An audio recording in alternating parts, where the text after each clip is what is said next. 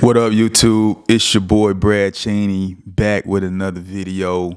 This is God Over Lust TV, and I'm excited about this video today, man. So listen, if this is your first time, I already know why you're here, man. You're tired of releasing on your keyboards, your laptops, and your desktops, and you're tired of being manipulated and dominated by female culture.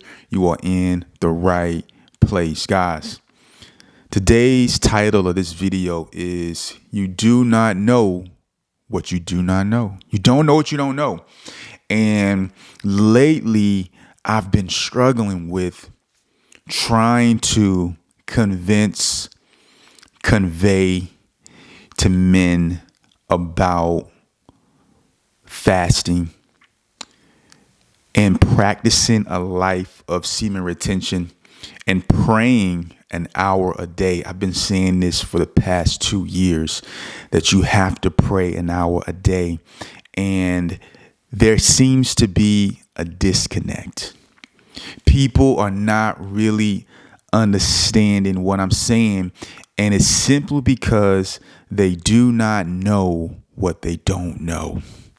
If they really knew and understood the benefits of praying an hour a day, of watching pornography and masturbating, if they really understood dialing in and setting your attention and focus on God and abstaining from food, what would happen in their life, how their life would actually change, then they could understand what it is I'm talking about.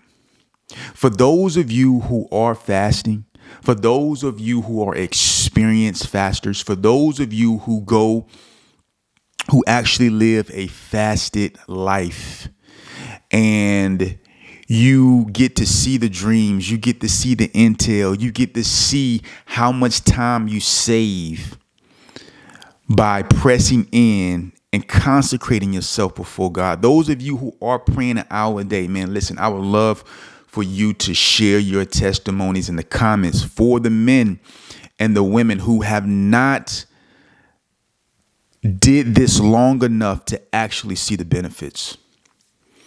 Right? It's an experience that I cannot convey to you. Okay? You have to take it upon yourself to fast and pray and be consistent and raise up that prayer altar in order for you to start seeing the benefits. See, the Bible talks about God speaking to you in the secret place. David talks about this. He said, you teach me things in the secret place. You give me instructions in the secret place, but you can't get those instructions in the secret place if the flesh is dominating the spirit.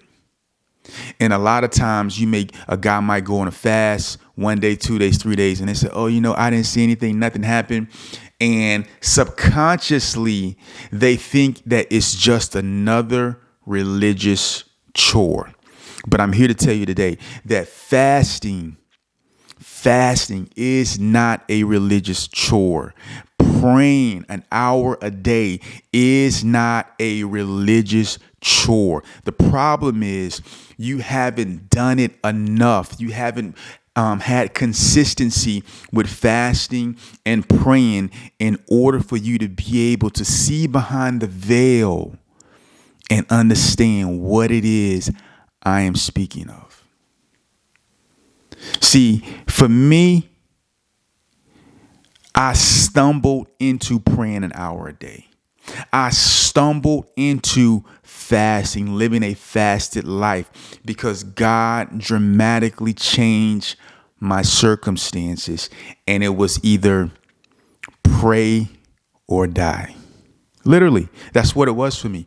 So I didn't come to a conclusion that I should do this. A light bulb didn't go off in my head that said, you should start praying an hour a day. There was nothing in me that was going to cause me to make that decision until God interrupted my life and turned it upside down And I started to see the benefits of how my life drastically changed over the past 4 years, practicing abstinence, semen retention,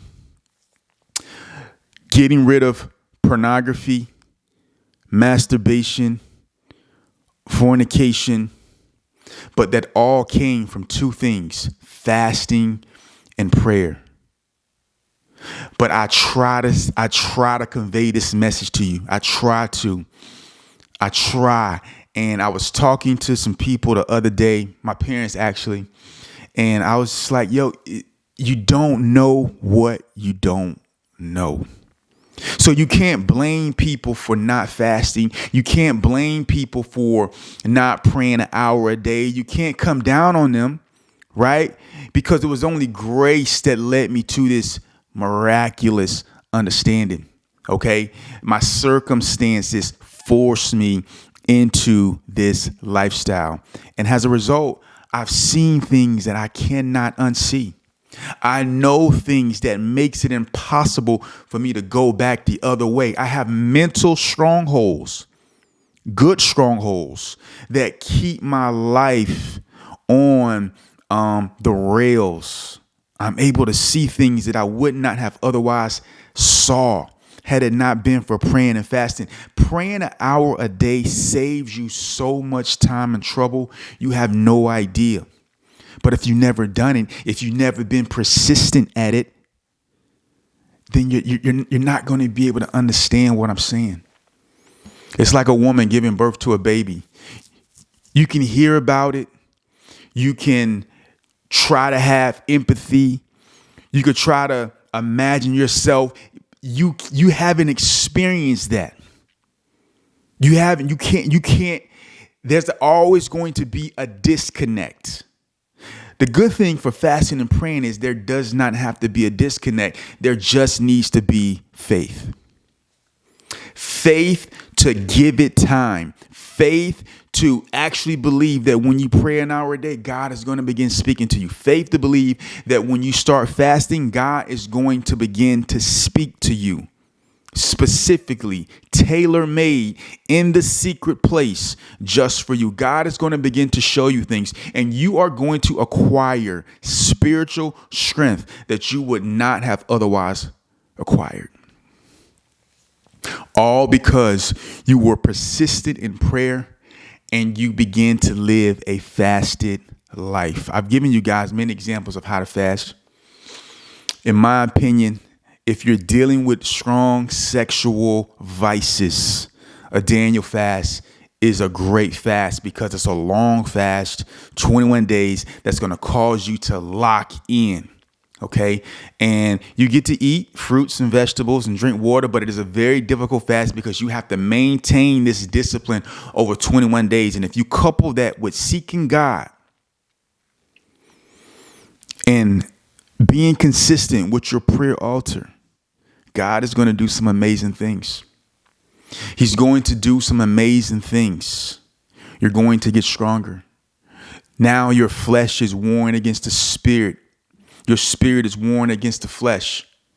And now you are increasing in spiritual rank because when you fast, you are offering up sacrifices to God. The Bible says in Romans 12:1, present your bodies as a living sacrifice, holy and acceptable to the Lord. That's what you're doing when you're fasting. So you don't know what you don't know, but you can know if you put the work in, if you have the faith to wait on God, wait on the Lord. That's what the Bible says. Wait on the Lord and he will renew your strength. Wait on the Lord, man, and he will renew your strength. If you're dealing with, spirits of lust, sexual perversion, these are very stubborn spirits, man. They're very stubborn. They're very, like, you really have to be focused and determined to evict them out of your life. Otherwise, they're going to stay because you are a house for them. It's like somebody trying to come kick you out of your house. They do not want to leave. They're squatters, right? But you have to evict them. But you can't evict them if your flesh is stronger than your spirit. And I've been telling you guys on this channel how to do it, how to be free from these demonic urges that basically force your hand into giving into pornography, giving into masturbation, giving into these different type of sexual sins. You don't know what you don't know. I'm hoping with this video that'll change. I'm hoping someone watching this video will give it, have enough faith to give it a go, despite their circumstances, despite not hearing from God for weeks, but to continue and be persistent in prayer and see what God will do for you. This is God Over Lust TV. If you got value out of this video, man, hit the like button for your boy, man. I'm going to holler at you guys in the next video. Peace.